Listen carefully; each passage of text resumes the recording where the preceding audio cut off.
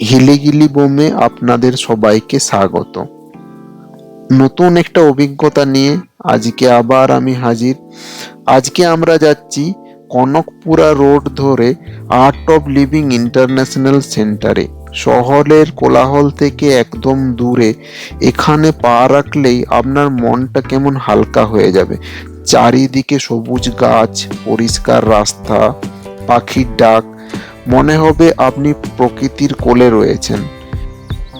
এখানে শুধু ঘুরতে আসা নয়, মনটাকেও একটু বিশ্রাম দেওয়া যায়। এখন আমরা যেখানে রয়েছি এটা হলো গুরু পাদুকা বনম।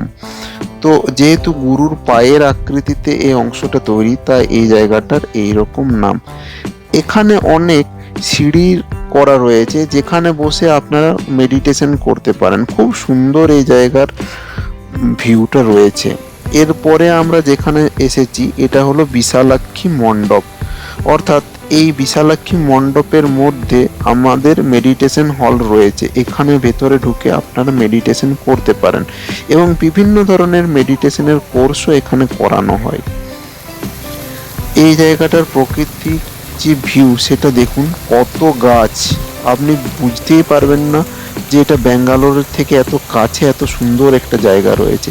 তাই একদিনের জন্য আপনারা এখানে ঘুরে আসতে পারেন, খুব ভালো অভিজ্ঞতা আপনাদের হবে। এখানে দুপুরে 12:30টার থেকে অন্নভোগের ব্যবস্থা রয়েছে। এর জন্য আপনাদেরকে কোনো টাকা দিতে হবে না। আপনারা 12:30টার সময় অন্নপূর্ণা হলের সামনে গিয়ে গেলেই বুঝতে পারবেন সেখানে ভোগের ব্যবস্থা রয়েছে। তো এইটা ছোট্ট একটা ভিডিও আমি তুলেছিলাম যেদিনে গিয়েছিলাম, তো সেটাই আপনাদের সাথে শেয়ার করলাম। আশা করি আপনাদের ভালো লাগবে। শেষে আমি একটা এই জায়গার ম্যাপ দিয়ে দিলাম, আশা করছি আপনাদের ভালো লাগবে। Thanks for watching.